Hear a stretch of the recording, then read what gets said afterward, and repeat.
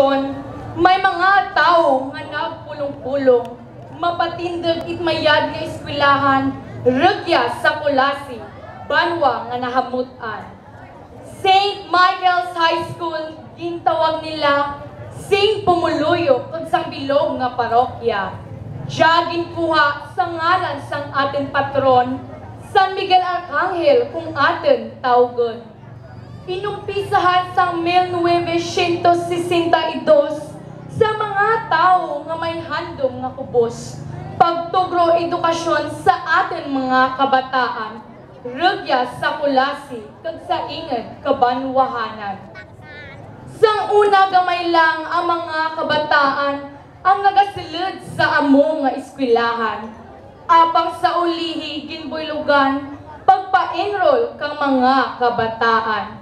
Ang founder kang amo nga eskwelahan, Father Alfonso Inerbeckler, Mill Hill Missionary, Tagahalan. Ang OIC Principal, Mr. Jovito de los Reyes nga Butanan.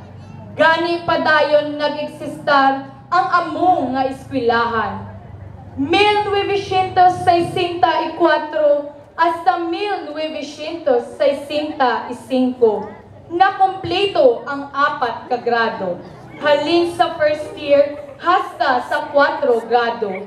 Nagmadinalagon ang mga kabataan, nakapasar sa college test kag mga scholarship exam. Nagsulod si Mr. Paulino D. Hontanar, tao nga mabuot, matandes kag disiplinaryan. Ang mga bata sincero gid sa pagtuon, kay ang handom makatapos sing propesyon. Father Timmermans, Van Talborge, Smith Tice kag Father Kellen, Father O'Brien, Father Bobit, Father Danny kag Father Joaquin, nangin direktor kang amo nga eskwelahan, mga pari nga milhil kag Filipino man. Sa pagkambyo kang panahon, nagkambyo man mga maestro natin. Ang iban tumandok, kag ang iban mga dayo. Ang iban nagpabiling, ang iban sa iba nga eskwelahan nagsaylo. Sa tsimpo ni Mr. Paulino D. Hontanar, ang tanan nga estudyante nakapasar sa NCEA. Gani gitawag St. Michael's High School, #1 sa Norte. Tungod sang abilidad kag kapasidad kang mga estudyante.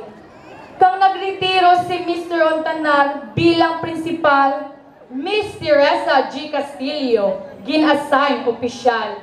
Kang tanan nag-eskwela sa Manila de la Salle, Mr. Chudoro Balyarta, teacher in charge, gin-designar.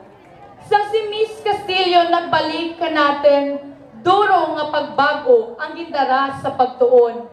Bago nga estratehiya kag teorya sa pagtudlo, pati pagdumara, kag iban pa nga pahito. 1987, nagselebrar its Silver Jubilee ang eskwelahan. Sa amuman nga tuig, kindergarten ginbuksan, sa pagpamuno man gihapon ni Miss Castillo. Ang una nga mga maestra, Miss Coronica kag Miss Sermino. Kinder 1 kag 2, ginabrihan lagi-lagi, kag gintawag St. Michael's High School, Kinder 1, kindergarten sang tanan. Duro ang nag-eskwela, kay mayad ang pagdumarahan. Ang St. Michael's karon nga mga inadlaw, nakaangkon sing nanari-sari nga mga profesional. May doktor, pari, nurses kag abogado, may accountant, maestra, maestro kag nagasakay sa barko. Mayad nga pag-inugali, aman natun-an, sa pagpangabuhi, aman gid mapuslan.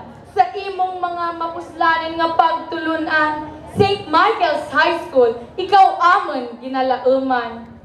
Ginapanginbulahan kamo, mga maestro, maestra, nga nagpabilin sa eskwelahan nga pribado. Nangin manggaranin kamo, hindi sa kwarta, kundi sa serbisyo nga may pagtuo. Mabuhay St. Michael's High School of Colati Incorporated!